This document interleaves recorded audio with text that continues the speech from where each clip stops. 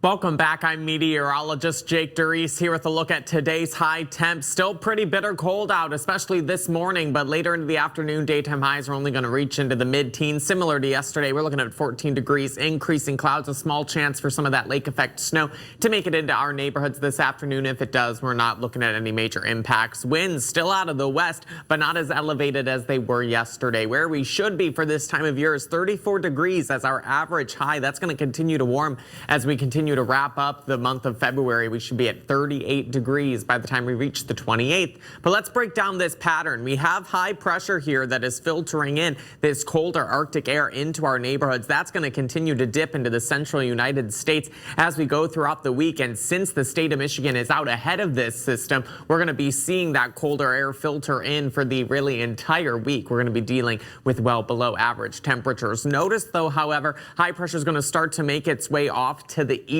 and as it does, we'll start to gradually warm up our temperatures as flow will be from the south and warmer air will be allowed to make its way into our neighborhoods. But first, overnight tonight, still dealing with that bitter cold. Some areas in the single digits like Lansing at 2 degrees, but some areas like Mason at -1 degrees could see their air temperatures still dip below zero. That is not also our feels like temperatures. This is air temperature for overnight low. Mason and Jackson and Hillsdale all either in the single digits or again dipping below zero.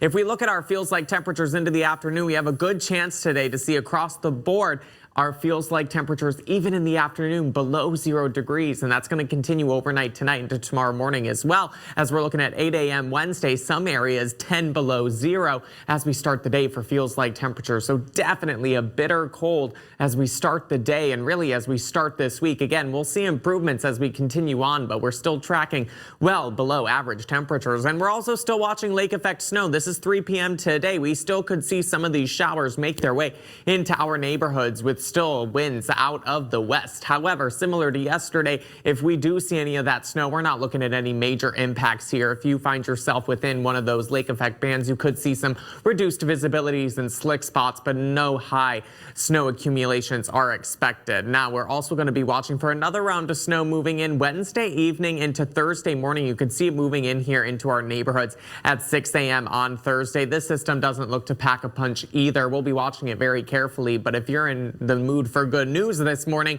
that does not have to relate to winter, we are favoring above average temperatures as we close out February and start March, according to the Climate Prediction Center. A look at our Super 7-day forecast shows this gradual warmth. We'll be back into the upper 20s by Friday, mid-20s continuing on into Saturday, and looking at the weekend, we're on Sunday, we're back with temperatures right around freezing.